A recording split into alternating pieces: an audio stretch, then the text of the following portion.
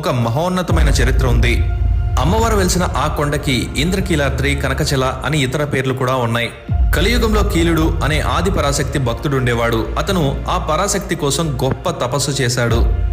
ఆ తపస్సుకు మెచ్చిన పరాశక్తి కీలుడికి ప్రత్యక్షమయ్యి ఒక వరాన్ని ప్రసాదించింది.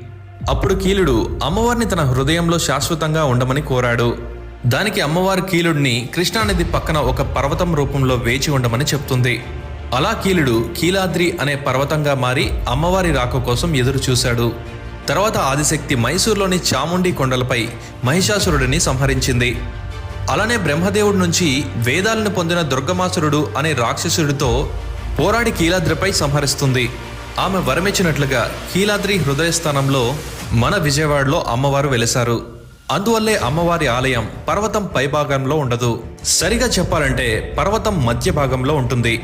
ఆ కీలాద్రిపై వెలిసిన అమ్మవారిని